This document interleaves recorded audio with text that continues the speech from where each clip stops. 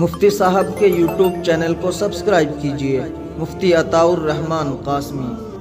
بسم اللہ الرحمن الرحیم، حامداً و مصلیاً اما بعد۔ ناظرین کرام، جیسا کہ آپ حضرات بخوبی واقف ہیں، دارالافتاء جامعۃ الشیخ عبدالستار نانکا گندیوڑا ضلع سہارنپور سے آپ کے مسائل اور ان کا حل پروگرام پیش کیا جاتا ہے۔ آج کے پروگرام میں پہلا سوال ہے، محمد سمیع اللہ جھارکھنڈ سے معلوم کرتے ہیں، ماہ محرم میں واقعہ کربلا کو بیان کرنا گویا تعزیے والوں کی حوصلہ افزائی ہے، کیا ایسا کرنا درست ہے؟ دیکھیے سمیع اللہ بھائی، تعزیے والوں کی حوصلہ افزائی تو میرے خیال سے نہیں ہے، کیونکہ وہ خود ہی اپنے آپ میں اوور ایکسائٹیڈ یعنی زیادہ حوصلہ افزا ہوتے ہیں۔ اصل میں تو اگر یہ بیان نہ کیا جائے، اس کی طرف سے توجہ ہٹا لیے جائے، تو یہ نقصان ضرور ہو سکتا ہے کہ جن لوگوں کو واقفیت نہیں ہے واقعہ کربلا سے، جن لوگوں کو واقفیت نہیں ہے کہ حضرت امام حسین رضی اللہ تعالی عنہ آپ نے کیا قربانی دی ہے اور اس قربانی سے ہم سے کیا مطالبہ ہے، تو پھر وہ اسی کو بہتر سمجھنے لگیں گے، شاید پھر ان کی حوصلہ افزائی میں مزید اضافہ ہو جائے۔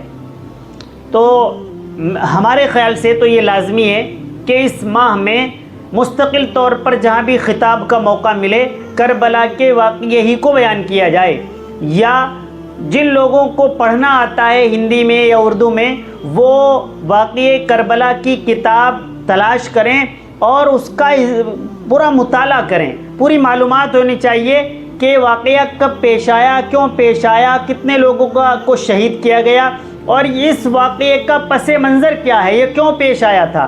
امام حسین تلواروں کی چھاؤں میں نماز پڑھ رہے تھے، تو ہم نماز چھوڑ کر تعزیہ بازی کیسے کر سکتے ہیں؟ تو لازم ہے کہ اس کو بیان کیا جائے۔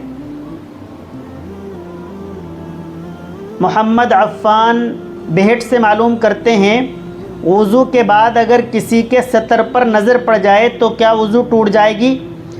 جی نہیں عفان بھائی، کسی کے سطر پر نظر پڑنے کی وجہ سے وضو نہیں ٹوٹے گی۔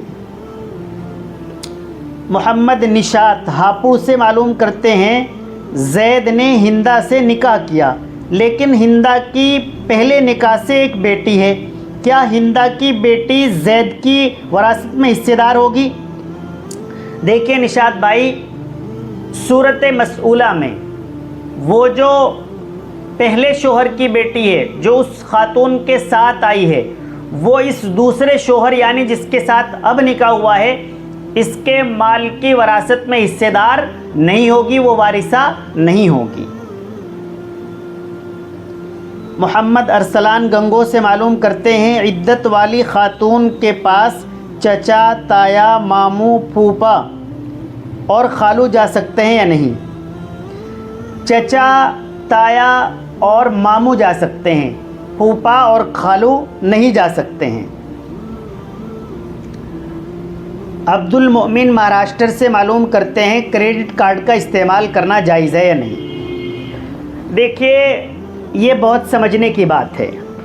کریڈٹ کارڈ کا مسئلہ بڑا اہم ہے، آج کل اس کا یوز، اس کا استعمال بہت زیادہ بڑھا ہوا ہے۔ بینک کے متعلق بہت ساری چیزیں ہیں جو جدید مسائل میں آتی ہیں۔ یہ جو کریڈٹ کارڈ ہے، یہ اپنے آپ میں اس کا کیا حکم ہے، اس کی تو کوئی بات نہیں ہے، اصل تو اس کا استعمال ہے۔ کریڈٹ کارڈ کے استعمال کی 3 صورتیں ہیں۔ نمبر 1، اگر بینک نے یہ معاہدہ کیا ہوا ہے کہ آپ ایک دن استعمال کریں بینک کی رقم کو، یا 1 ماہ سے زیادہ 30-32 دن یا 1 سال استعمال کریں، آپ پر کوئی سود نہیں ہوگا۔ اگر یہ معاہدہ طے ہے تو پھر بلا شرط کریڈٹ کارڈ کا استعمال جائز ہے۔ دوسری صورت ہے کہ کریڈٹ کارڈ جو عام طور پر ہوتی ہے، کریڈٹ کارڈ کے استعمال کے 40 دن تک اگر آپ बैंक के पैसे को इस्तेमाल करते हैं और वक्त पर वापस कर देते हैं, यानी इन्हीं 40 दिन के अंदर अंदर वापस कर देते हैं, तो आपके ऊपर कोई सूद नहीं होगा, इस पर कोई ब्याज नहीं लगेगा। ऐसी सूरत में भी क्रेडिट कार्ड का इस्तेमाल करना जायज़ है।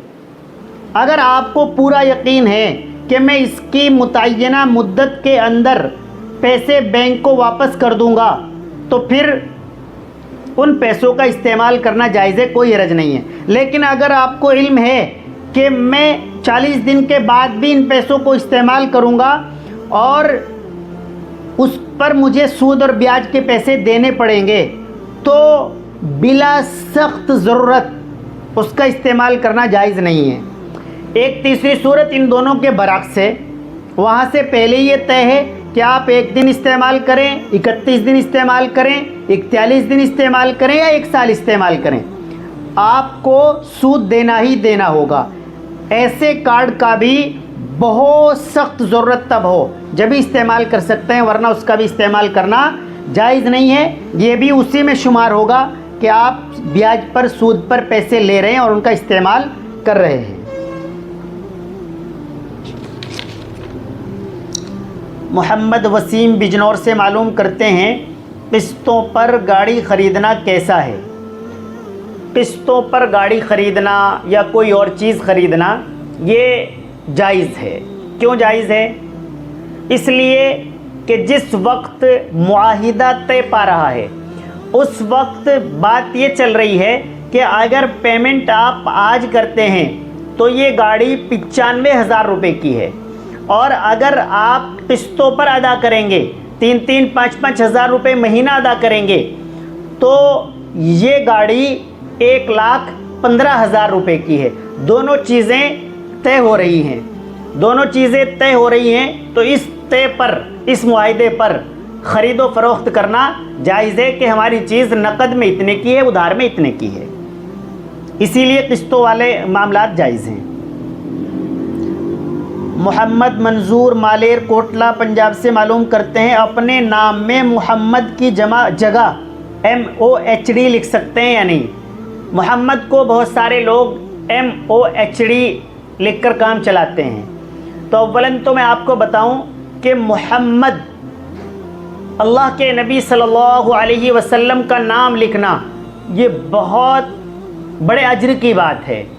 हमें जितनी मर्तबा मोहम्मद लिखना पड़े, जितनी मर्तबा हम किसी को मोहम्मद अहमद, मोहम्मद हाशिम या कुछ भी कहकर बुलाएं, तो ये इसमें अज्र व सवाब में इजाफ़ा होता है।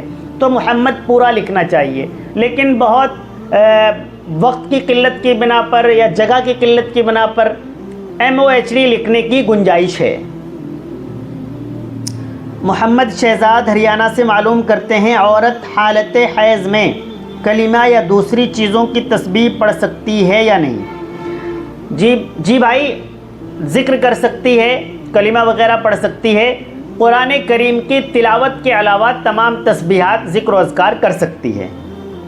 मोहम्मद साकिब फैज़ी मालूम करते हैं, नमाज ज़ोहर की छूटी हुई सुन्नतें कब तक पढ़ सकते हैं?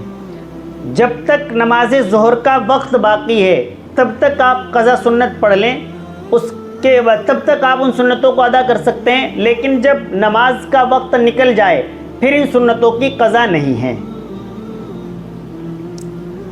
मोहम्मद साजिद अंसारी नासिक मालेगांव से मालूम करते हैं, एक शख्स फर्नीचर का काम करता है, टेलीविज़न भी फ़रोख्त करता है। क्या ऐसे शख्स की दावत खाना, उसका मस्जिद के इमाम की तनख्वाह में पैसा लेना, हज से आने पर खजूर पानी खाना, ये जायज़ है या नहीं? देखिए साजिद भाई, टीवी की ख़रीदो फ़रोख्त के बारे में, असल में टीवी है, मोबाइल है, या इसी तरह के आजकल LEDs आ रही हैं, अब ये इस्तेमाल करने वाले पर है। वो उसका नाच गाने में या फजूल में इस्तेमाल कर रहा है, या कैमरों के लिए इस्तेमाल कर रहा है, या किसी और ठीक पढ़ाई वगैरह के लिए इस्तेमाल कर रहा है, इस इस्तेमाल पर है। तो फ़ी नफ्सी उसकी ख़रीदो फ़रोख्त इमाम अबू हनीफ़ा रहीमहुल्लाह के नज़दीक जायज़ है, लेकिन ऐसे कारोबार से बचना चाहिए।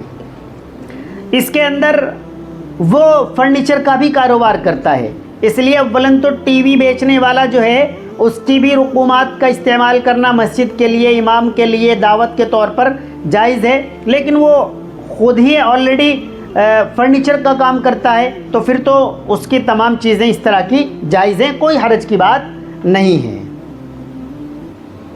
جزاکم اللہ خیرہ۔ آپ حضرات بھی اپنے مسائل اسی طریقے پر ہمارے واٹس ایپ نمبر پر کسی بھی لینگویج میں لکھ کر بھیج دیں یا بول کر بھیج دیں، آڈیو ویڈیو کی شکل میں، بہت جلد انشاءاللہ تعالیٰ آپ کو جواب دے دیا جائے گا۔ بہت شکریہ۔